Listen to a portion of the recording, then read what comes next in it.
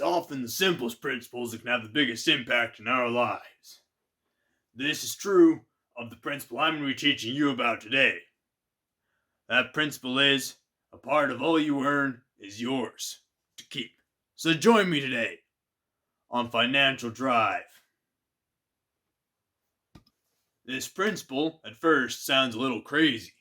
However, if you stick with me for a minute, it'll make perfect sense. The money that you earn, that you then turn around and immediately spend, doesn't really count as yours. Because you're not keeping it. You're not the one that's ending up with it in the end.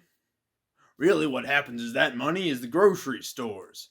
Or that money is the banks for paying off your mortgages. Or it's the insurance company for when you pay your car insurance or whatever. If the money passes into your hands and passes out real quick, it doesn't really count as your money. In order to be your money, you have to keep it and save it. But even more than saving it, you have to invest it so it can make you some money of its own.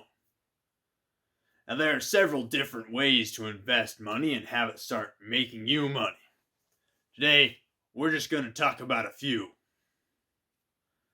So, to talk about the first method, we're going to go to a park in my hometown. So let's take a drive. This principle comes from the book The Richest Man in Babylon. In the book, he suggests 10% of all you earn to be that portion that you keep.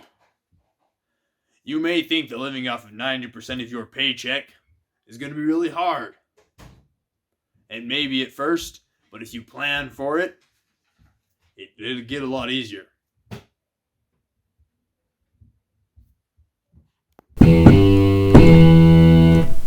I'm here today to talk to you about CD accounts, or certificate deposit. When you open up a certificate deposit account, it's just like opening up any other account at a bank. Except, in this special account, you're going to tell them that you aren't going to use any of the money inside of that account. In exchange for having this money essentially locked up in that account, they're going to give you a much higher interest rate. For example, the bank that I bank at, they have a thing where if you set up a 12-month CD, they'll give you 5% interest, which is significantly higher than anything you would get in a normal savings account. A big advantage of this is that money is safe. Unless the U.S. government collapses, your money, you can be able to withdraw your money at any time. It's much more secure than the stock market or real estate or small businesses, which can all fail at different points. So if you've got a certain amount of money that you can guarantee you aren't going to use for a certain period of time, then why not set up a certificate deposit account today? In order to talk some more about our next method of investing, we're going to go somewhere else. So let's take a drive. I'm here outside Walmart to tell you about the next method of investing: stocks. In stocks, what you do is you give some money to a publicly traded company, such as Walmart, and in exchange, they give you partial ownership in that company.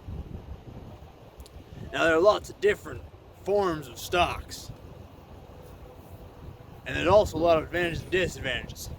Some of the biggest advantages are that over time, the stock market will almost always trend upwards. So if you're investing for 20, 30 years into the future, a stock market's a pretty solid place to go. Another advantage of it is it requires no maintenance.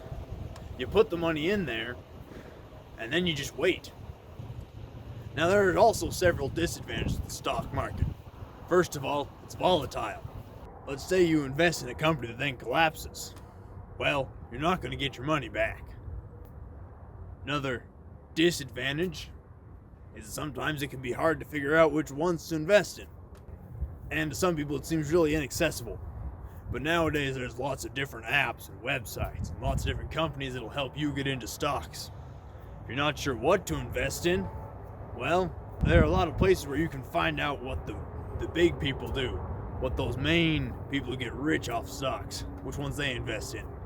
Find out some of those resources.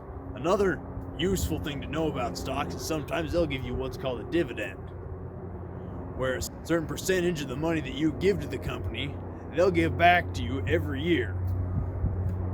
It just depends on how well the company itself is doing. Often you can find their dividend history in wherever you find to get stocks. Let's take a drive. So, let's recap. Today, we learned that a part of all you earn you should keep and invest into making you more money. We learned that that amount should be 10%. Then, we learned about certificate deposits, and we also learned about stocks. Now, there are lots of other investing opportunities, a lot of different methods of investing. So go out and research those and find which one you like if you don't like either certificate deposit or stocks, or just diversify. Thank you for watching, and I'll see you guys next time.